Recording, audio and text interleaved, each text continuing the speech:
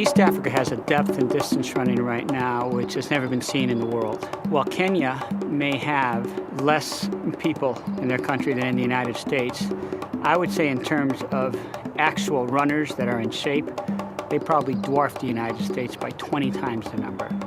By the age of 18, the average East African 18-year-old boy has run 18,000 miles more than the average 18-year-old American boy. I believe that altitude plays a huge part in these runners' performance. Another tremendous advantage that the Africans have is that they do a significant amount of barefoot running and walking at a young age, and their feet have become very strong throughout a full range of motion.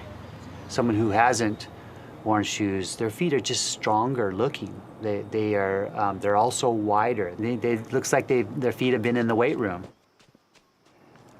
Well, one way to make your feet stronger is to go barefoot. But the issue is that you can't always just go barefoot training. So what we're trying to provide here is an opportunity to have barefoot training almost at any time. Our solution was to come up with a product that didn't fight your feet. So we developed a shoe that allows your feet to behave as if they had no shoes on at all.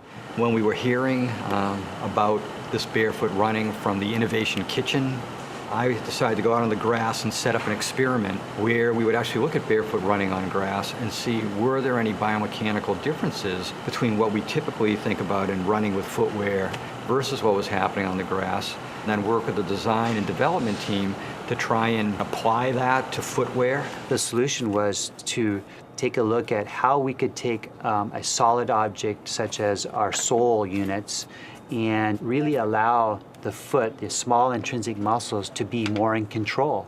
And you do that by releasing the tension in the sole, both longitudinally and laterally. Mainly we're looking at the function of the footwear, trying to really ensure that Nike footwear performs for the athlete in their sport the way we intend, which is to help improve their performance and minimize the risk of injuries.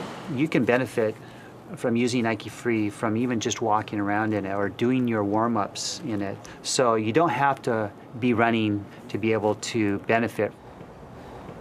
I like getting in the gym. It gives you something a bit different. When you run 180 Ks a week, it just breaks it up. I think it's important to be able to do that sort of stuff to enable your body to withstand the running workload. We're doing a pretty standard session, like what we'd normally do in the gym, just concentrating on the midsection, doing some exercises for our legs, for quads, and stability within the feet.